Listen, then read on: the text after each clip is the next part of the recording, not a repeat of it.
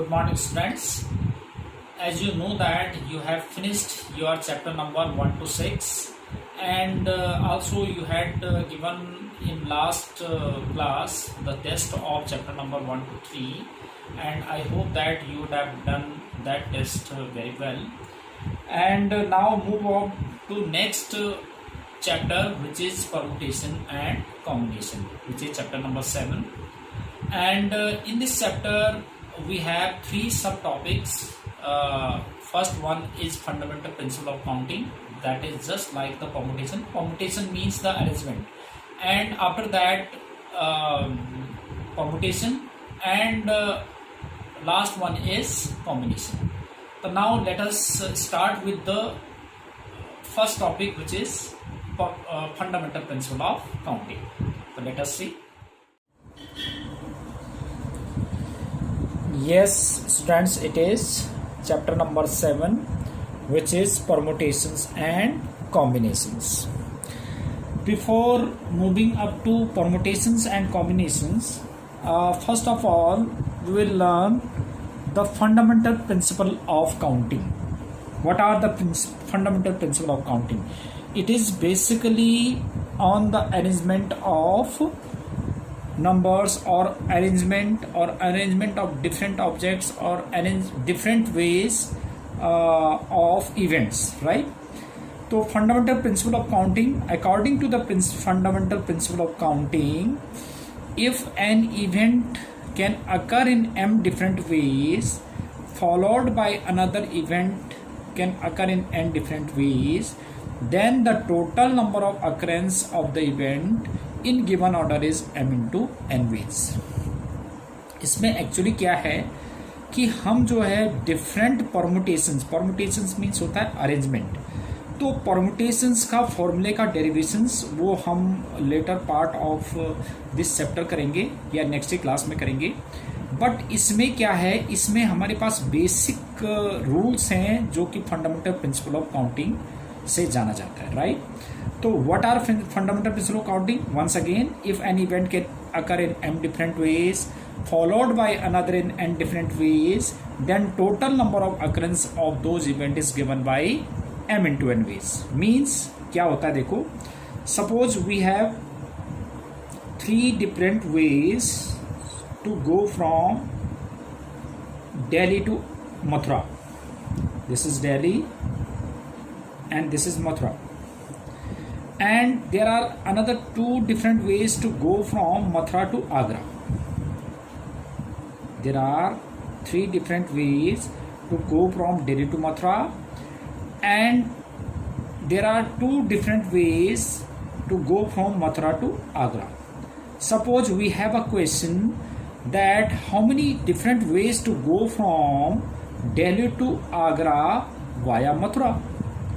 So according to this rule, if an event can occur in m different ways, which is 3 ways, and another event can occur in n different ways, that is 2 ways, then total number of occurrence of those event, total number of occurrence,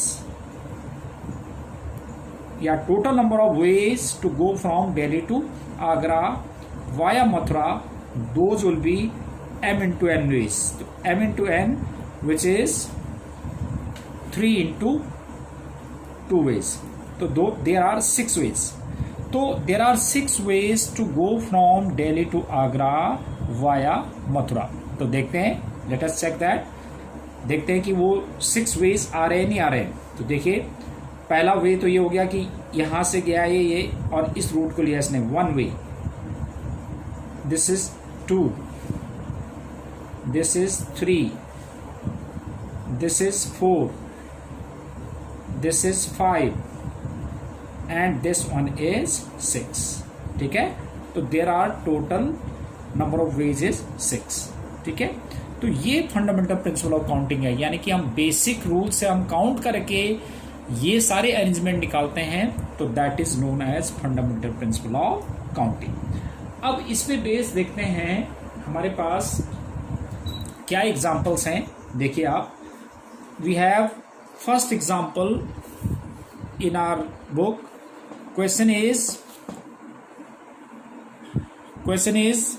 find the number of four-letter words.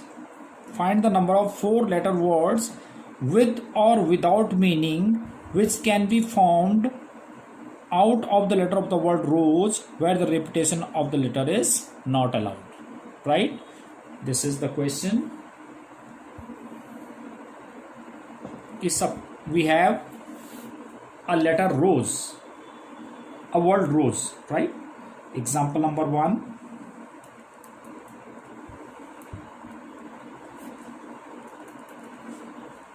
We have a letter rose. Now question is, how many words with or without meaning can be made using all the letters of the word rose. हमने ये रोज है, इसके सारे letters को use करते हुए कितने word बना सकते हैं विद और विदाउट मीनिंग. तो लेट अस सी. रोज से बना रहे हैं हम, तो हमारे पास कितने प्लेसेस हैं? हमारे पास ये 4 प्लेसेस है. फिल करने के लिए हमारे पास 4 प्लेसेस है. देखते हैं तो फंडामेंटल प्रिंसिपल ऑफ काउंटिंग से देखते हैं कि ये फर्स्ट प्लेस है, this is second place, this is third place and this is fourth place. Right? तो first place can be filled with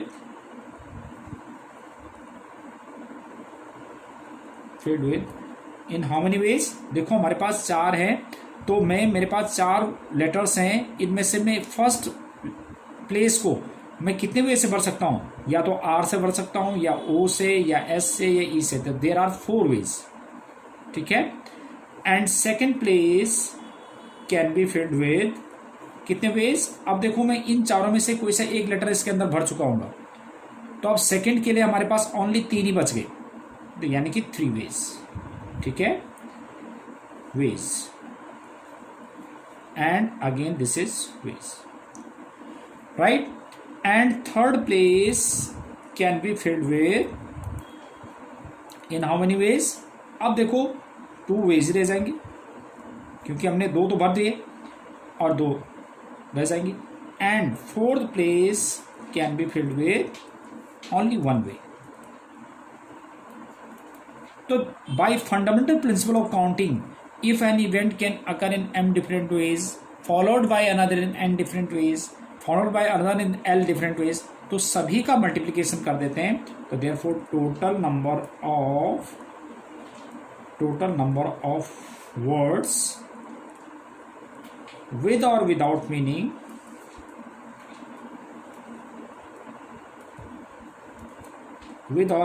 meaning can be made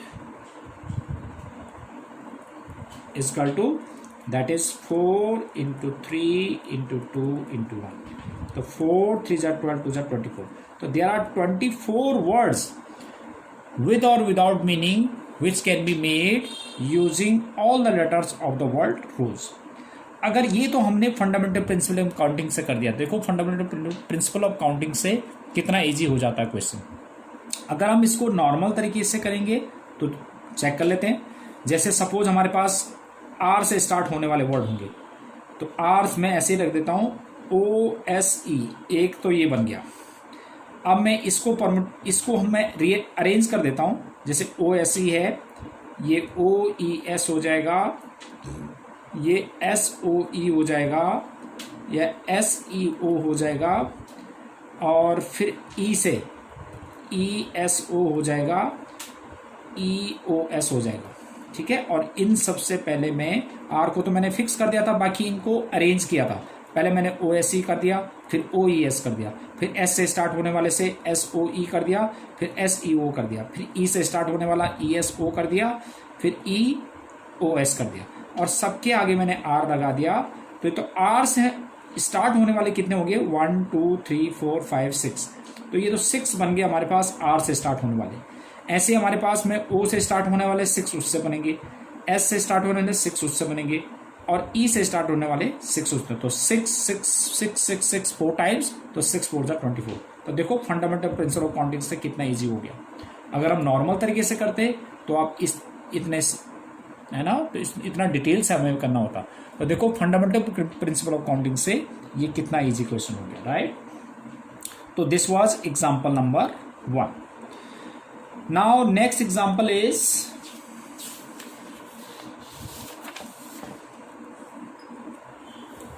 example number 2.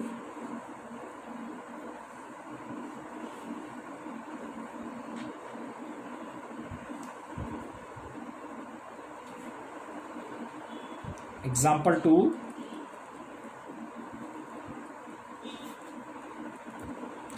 What is example 2? Let us see what is example 2. Example 2 is, yes it is. Example 2 is given 4 flags of different colors. How many different signals can be generated if a signal requires the use of 2 flags, one below the other? It means we have 4 flags. Total number of flags.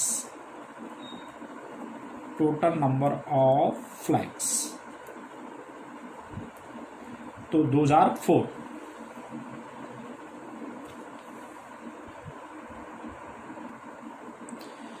Yes, students. There are total number of flags 4, and we have to generate the signal using 2 flags at a time by putting one below the other, right? तो पहले हमारे पास ये 2 places हैं, क्योंकि हमने flag को एक के नीचे एक रखना हमने, और सिग्नल जनरेट करना है कि एक के बाद एक रख के, जैसे हमारे पास ना, जैसे एक फ्लैग ये है और दूसरा फ्लैग ये है, तो एक सिग्नल तो आप ऐसे दे सकते हैं, राइट। तो bye putting one flag below the other, right. तो अब हम ऊपर वाले फ्लैग को, ये फर्स्ट प्लेस को हम कितने वे से फिल कर सकते हैं? हमारे पास 4 फ्लैग्स हैं, तो number of ways to fill first place, so those are 4, and number of ways to fill second place, so that is 3. क्योंकि हमारे पास 4 फ्लैग थे, तो 4 फ्लैग थे, तो हमारे पास फर्स्ट प्लेस को भरने के लिए हमारे पास 4 ऑप्शंस थे। जब हमने एक इसके अंदर भर दिया होगा, तो सेकंड के लिए हमारे पास ओनली 3 वेज बच गई। तो अब तो हमने 2 ही प्लेसेस को भरने थे, तो therefore total number of ways to generate the signal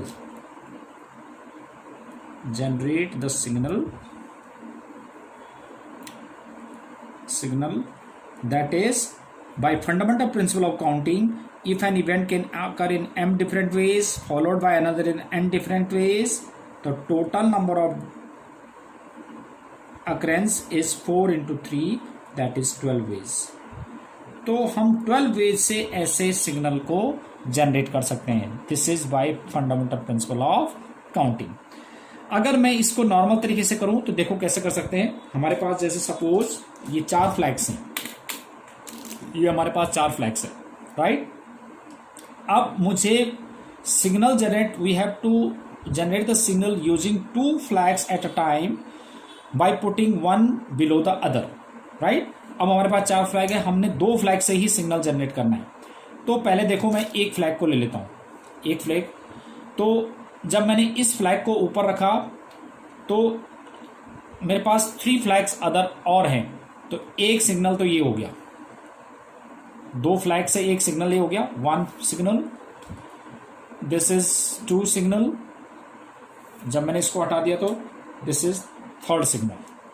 तो 3 सिग्नल तो किससे बन गए? जब मैंने इसको ऊपर रखा 3 इससे बन गए।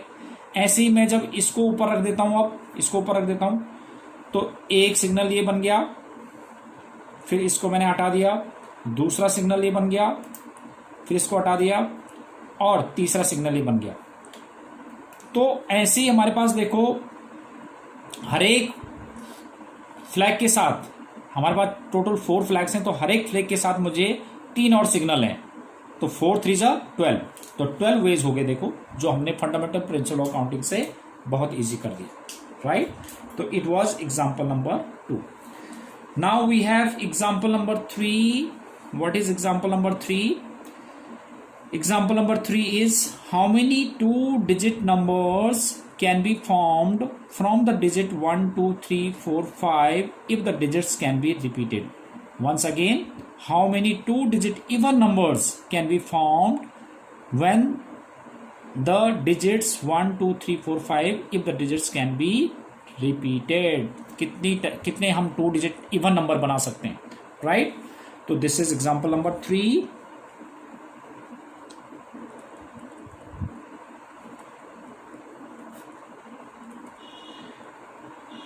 We can see that digits to be used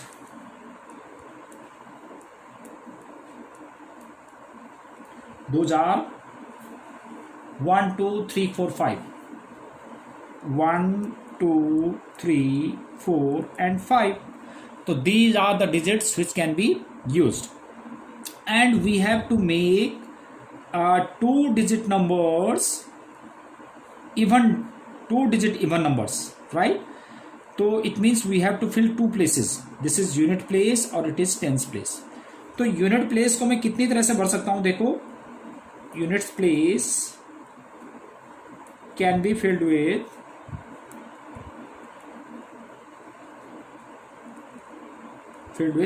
how many ways? unit place को. अब क्योंकि हमने इवन नंबर बनाना है, तो इवन नंबर बनाने के लिए हमारे पास जो यूनिट प्लेस है वो इवन नंबर होना चाहिए. तो हमारे पास एक 4 है इवन नंबर, एक 2 है, यानी कि 2 है हमारे 2 डिजिट हैं जो कि हम यूनिट प्लेस पे भर सकते हैं. तो 2 जार 2, ठीक है. And tense place can be filled with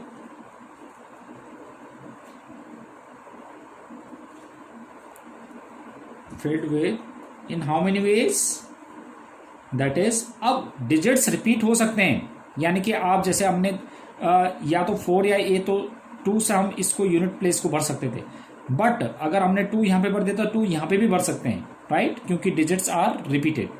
तो इसके लिए हमारे पास कितने रह गए अब? 1 2 3 4 5, 5 में से 5 को किसी से भी भर सकते हैं हम इसको, टेंस प्लेस को.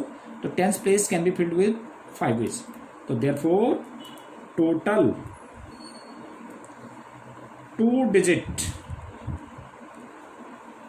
digits even numbers, those are by fundamental principle of counting 2 into 5.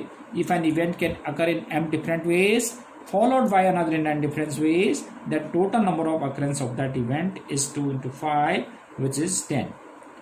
तो 10 नंबर्स बन सकते हैं. इनसे चेक करके देख लेते हैं कि क्या 10 नंबर बन सकते हैं, नहीं बन सकते. देखते हैं कि 10 नंबर कैसे बनते हैं. देखिए आप, जैसे मैं इवन नंबर बनाना है तो 1 2 2 2 3 2 4 2 5 2. ये तो जब मेरे पास यूनिट प्लेस पे 2 हैं.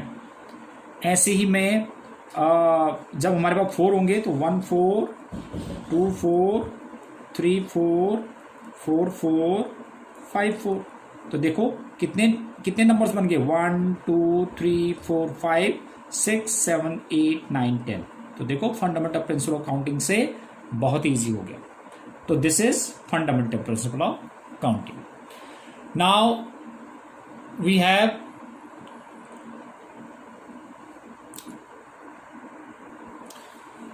another example, which is example number 4. Find the number of different signals that can be generated by arranging at least 2 flags in order, one below the other on the vertical staff if 5 different flags are available. जैसे ही हमने अभी पहले example किया था जिसमें 4 flags available थे, अब इस वाले केस में 5 फ्लैग्स है. बट इसमें एक केस ये है कि find the number of different signals that can be generated using at least 2 flags in order. तो एटलीस्ट 2 फ्लैग्स, इसका मतलब आप जो है एटलीस्ट 2 फ्लैग्स का मतलब आप 2 फ्लैग से भी सिग्नल जनरेट कर सकते हो, 3 से भी, 4 से भी और 5 से भी। तो हमारे पास अलग अलग केसेस आ जाएंगे। 2 फ्लैग वाला अलग केस आ जाएगा, 3 फ्लैग वाला अलग केस हो जाएगा, 4 फ्लैग वाला अलग केस हो जाएगा और 5 फ्लैग वाला अलग केस हो जाएगा। और जब हम सारे केसेस हैं उन सबको ऐड कर देंगे तो टोटल नंबर ऑफ वेज आ जाएंगे, जैसे इसमें है। तो बेटा आपने एग्जाम्पल नंबर 4 इसको आपने खुद ही करना है, ठीक है, और मुझे सेंड करना है। तो आपने क्या करना है, एग्जाम्पल नंबर 1 to 4 आपने मुझे सेंड करना है करके। और एक्सरसाइज 7.1 आप जो है नेक्स्ट क्लास में हम डिस्कस करेंगे इसको, और नेक्स्ट क्लास में हम करेंगे एक्सरसाइज 7.1, ठीक है। तो आपने क्या करना बेटा, send me do examples 1 to 4, ठीक है, and you have to send example number 1 to 4, ठीक है, एज अ होमवर्क, राइट। तो that's all for today's class. We will meet in next class tomorrow and we will do exercise 7.1 in that class. Till then, goodbye. Have a nice day.